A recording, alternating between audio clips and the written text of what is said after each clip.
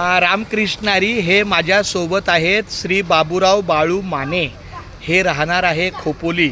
आत्ता मी जिथे उभा आहे त्याच्या अगदी समोर बापदेव मंदिर आहे आणि बापदेव मंदिराच्या समोरच कृष्णानगर आहे आणि कृष्णानगरच्या थोडं गल्लीत गेलं की उजव्या हाताला जिथले जे नगरसेवक आहेत त्यांच्या 2-4 खोल्यांची जागा आहे आणि प्लस कृष्णा मंदिरमध्ये महिलांचा सुद्धा सोय. एकंदरीत खोपोलीची निवासाची अडचण आपल्या दृष्टीनं पूर्ण होईल आणि हे माऊली पण बोलले तशीच काय अडचण आली तर आम्ही पण तुम्हाला महिला मंडळाला सहकार्य करतो. आपली हो का इथं समोर ज्या हो का ह्या 2 खोल्या आहेत ना ह्या सगळ्या नगरसेवकांच्या खोल्या आहेत आणि अशा प्रकारे आमच्या बाबूराव मानेंचं आम्हाला खूप चांगलं सहकार्य मिळालं. माऊली रामकृष्ण. आता तुमच्या मुखातले 2 शब्द बोला. तुमच्याकडे वारकरी आलं तुम्ही काय सेवा देता?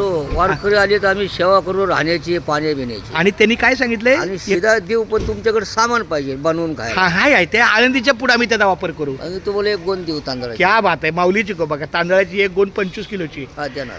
मग आम्ही एक काम करतो तुमच्याकडून 25 किलो घेतलं की आम्ही तिथं रस्त्याने होईल रस्त्यानं वाटचालीत चालेल. आमच्या वाटचालीच्या जेवणात तुमच्या नावाचा आम्ही उल्लेख करू म्हणून तुमचा फोन नंबर घेतलाय मी. हा ठीक. त्यांचा फोन नंबर यासाठी घेतला की आपलं समजा जिथं कुठं आपण डाळ भात शिजवू तिथं त्यांची व्यवस्था नामं उल्लेख करून त्यांना आपला श्रीफळ द्यायचा. हा चला माऊली रामकृष्ण. रामकृष्ण.